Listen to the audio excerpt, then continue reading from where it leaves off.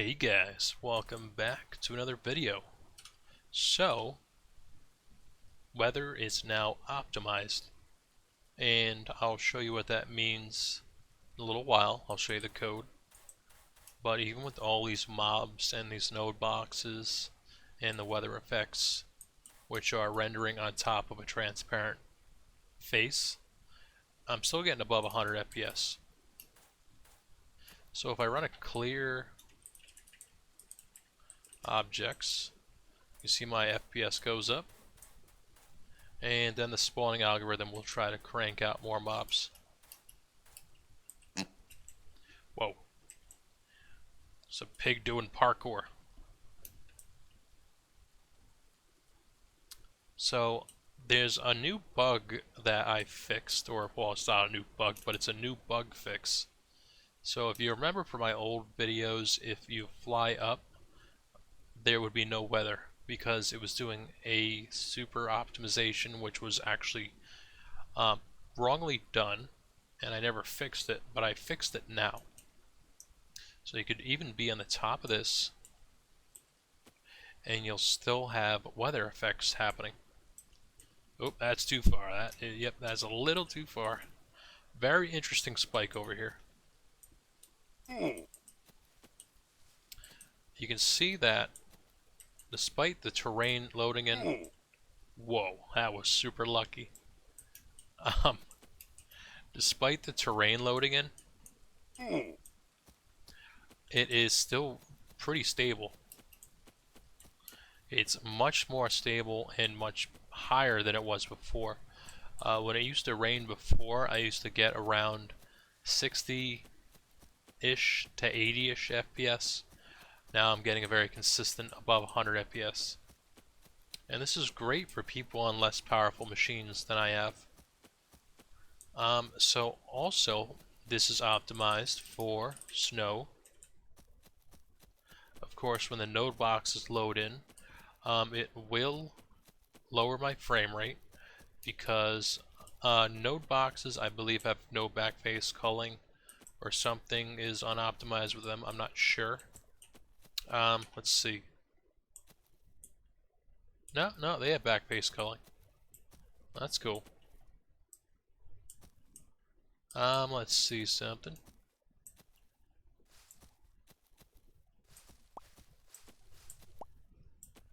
Okay, so it appears that what's happening with the node boxes is they're being rendered on top of the regular faces.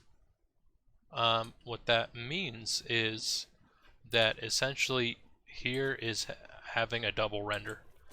So that's why node boxes lower the frame rate a little bit. But even with the frame rate lowering, I'm still getting above 100 FPS, and it's still it's teetering on the line there because there's a lot of mobs spawning. But this is still good because rain was 60 to 80ish, and it would go up and down a lot. But snow would basically I'd end up with moments where it would dip down to like 20, 30, and the fact that it's running at 120, like 99 to 120 pretty consistently, even with all the snow generating, is kind of incredible. Okay, so I'm gonna try to do a respawn using this creeper. Get over here, buddy. Oh no, tool. So we're gonna go over to the nether now. Pretty sure we have to go this way? I'm not sure. Forgot where I put my nether port. Might be over here. There it is.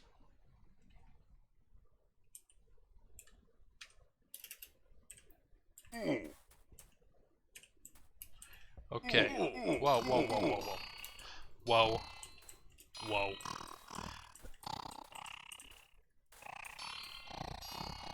I gotta make these guys only spawn at night.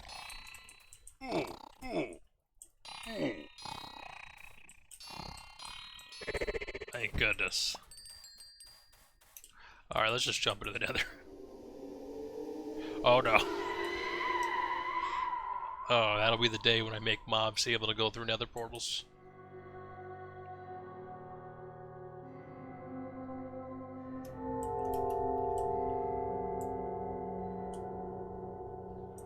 Okay, well you can see that the ichor, or the nether blood, is much fuller now. You could even be super high up in the middle of nowhere, and it'll still spawn properly. I think it makes the nether have a much better looking effect. So I'm kind of want to turn off damage to go over to the regular netherrack because of them. Yep, exactly. Oh no, no, no, no, no. Ah. I should have turned off damage. But yeah, we can go over there. And I'm pretty sure this one's a little safer. Okay, yeah, this one's a little safer. So you can see... Oh, it's not safer at all. I was wrong.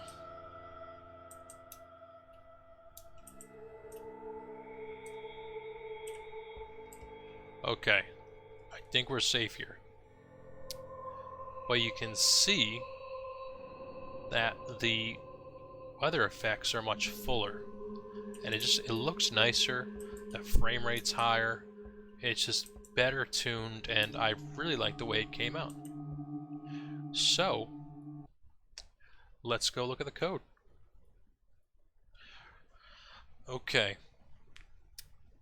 So I even have a note here that says this is Rice, but it's boosts the FPS slightly, and that's because I'm doing assignments. Essentially, I'm taking my test functions and I'm localizing them within the scope of this file. And I'm even yawning trying to explain it. That's how boring this is. But yeah, I've taken a whole bunch of stuff, I've localized it, and I have done the calculation. And so it tries to get areas under air. And what used to happen was it used to only do those areas, but now what it does is it goes through everything in that square area, and if there is not an indexed area under air, it will assume your position -5, so you have a nice full effect if you're standing on the side of a cliff. And then if it does have that element, which is right here, then it will reassign that Y position to the spawn table position, which is the area under air. And so what happens with this is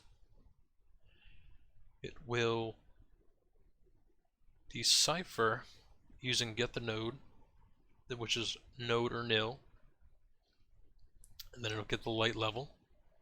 And so it does if light level is above or equal to 14, which is overworld weather and aether weather right now, then it will do the rain or the snow. Or if it's ichor, because the nether has a very low light level, it'll just spawn ichor wherever using the defined type.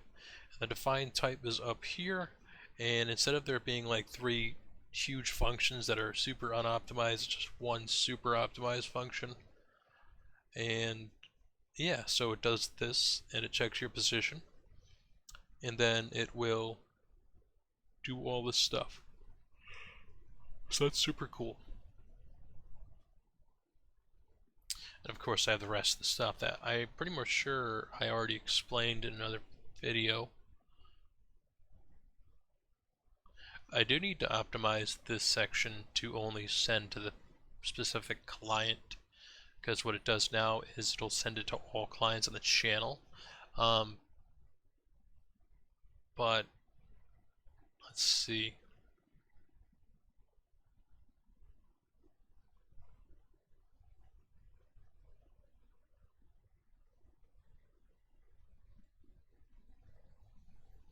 So yeah, it doesn't actually check if you already have the all nodes function or variable assignment, which is a big table of all the nodes in the data, basically. A little bit unoptimized, but it works.